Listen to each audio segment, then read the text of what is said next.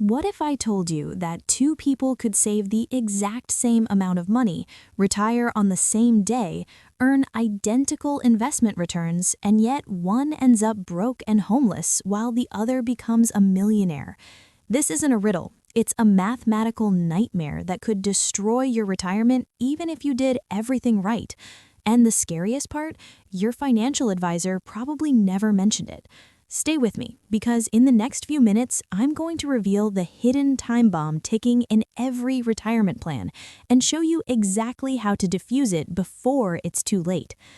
Imagine two people, Sarah and Mike. They both start retirement on the exact same day, January 1st, 2025.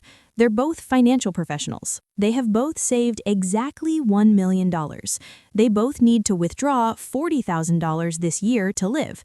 They are both invested in the exact same index funds, and over the course of the next 20 years, their portfolios earned the exact same average annual return of 7%.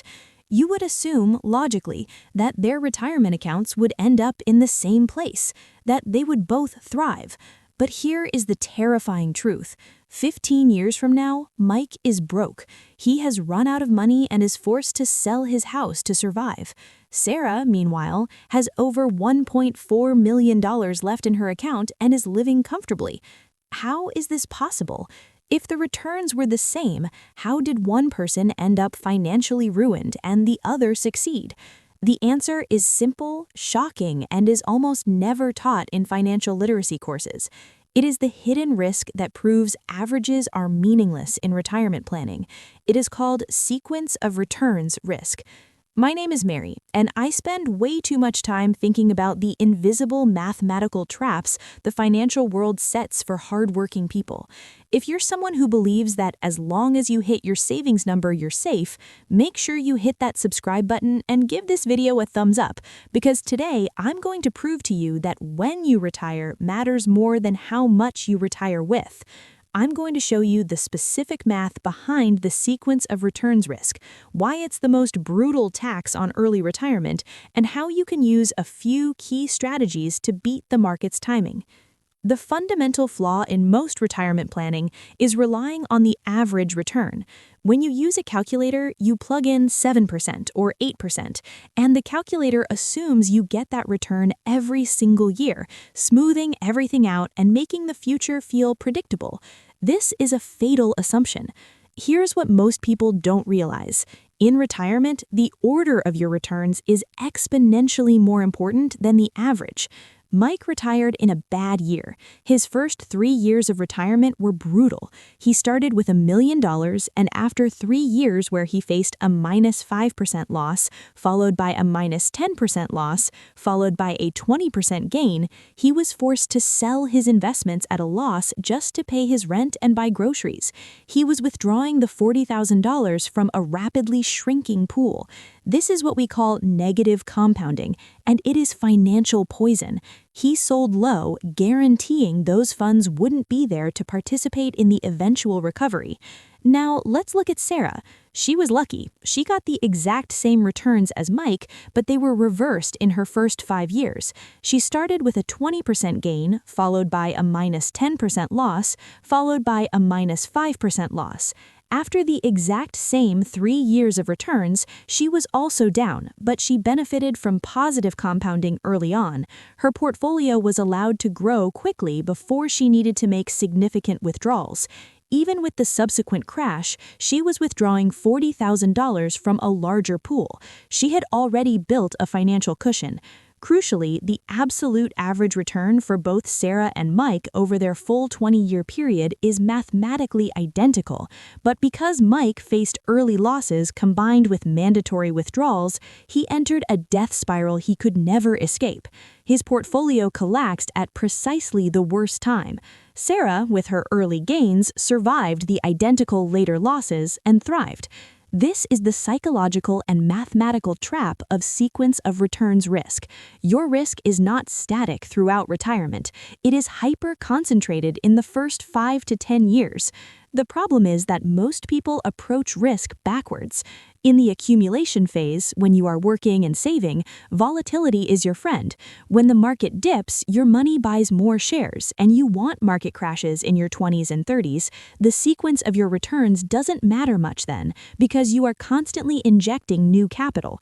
But in the distribution phase, when you stop adding new capital and start making mandatory withdrawals, volatility is now your enemy. A crash in the first decade of retirement is catastrophic because you're selling assets at a loss, locking in that loss just to cover your monthly bills. This hyper-concentrated risk period in the first decade of retirement is what I call the red zone. It's a 10-year period where market timing is everything, and a single bad sequence can lead to failure even if your savings calculations were perfect. You cannot predict the market, but you can build a defensive moat around your red zone. The goal is simple: eliminate the need to sell equities, stocks, during a market downturn in the first 10 years of retirement. This requires a fundamental shift in how you allocate your money leading up to and immediately following your retirement date. The bucket strategy is the single most effective way to manage sequence of returns risk, allowing you to segment your money based on its anticipated need, creating a financial barrier between your day-to-day spending and your risky long-term investments. The first is the cash moat, holding 3 to 5 years' worth of living expenses entirely in cash or high-yield savings accounts to protect against immediate volatility. If the market crashes 30% on your first day of retirement, you simply draw from this cash for the next 3 years, leaving your stocks untouched to recover. Next, you have the bond buffer, holding 5 to 7 years' worth of expenses in intermediate-term bonds or fixed annuities, serving as your defense in depth.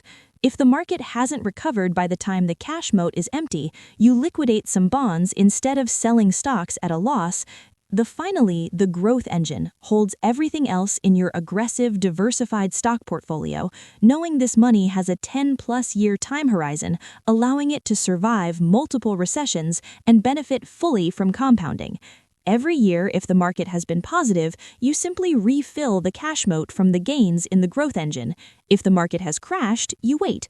You use the first 2 buckets to absorb the shock, giving your primary growth engine time to recover without locking in losses. Beyond the bucket approach, most financial plans assume you withdraw a fixed dollar amount every year, but this is rigid and dangerous during the red zone. You must employ a dynamic withdrawal strategy. If your portfolio is up 20% in a good year, you might allow yourself a small bonus withdrawal to replenish savings or fund a large purchase. Crucially, if your portfolio is down 15% in a bad year, you commit to cutting your spending by a fixed percentage, say 5 to 10%. Mike could have survived if he had cut his withdrawal in his first 2 bad years, saving his core principle. The goal isn't starvation, it's flexibility. A small spending cut early on can save your retirement 15 years later. Finally, the most potent defense against sequence of returns risk is creating a temporary, flexible income stream during the red zone. If Mike had worked a flexible consulting job, earning even $20,000 for the first 5 years, his necessary withdrawal would drop drastically, mitigating the damage caused by negative compounding. This strategy is often the final piece of the coast fire puzzle we discussed previously. You hit your coast number, but you work a low-stress job for the first few years of withdrawal to protect your principal. The psychological toll of this risk is immense because it happens at the moment you were supposed to be celebrating your freedom. You may feel like you did everything right only to be crushed by bad luck in the first 5 years, but you cannot let fear paralyze you. The solution isn't to save $5 million. The solution is to acknowledge the red zone and build the proper defenses. Sequence of returns risk is not a death sentence. It is a known variable that can be managed with structure and discipline. Don't let averages lull you into a false sense of security. Embrace the buckets, adopt dynamic withdrawals, and beat the market's bad timing. Hit like if this video exposed a major risk you didn't know about. Follow Mary for more ways to hack the system and secure your financial future. I'll see you in the next one.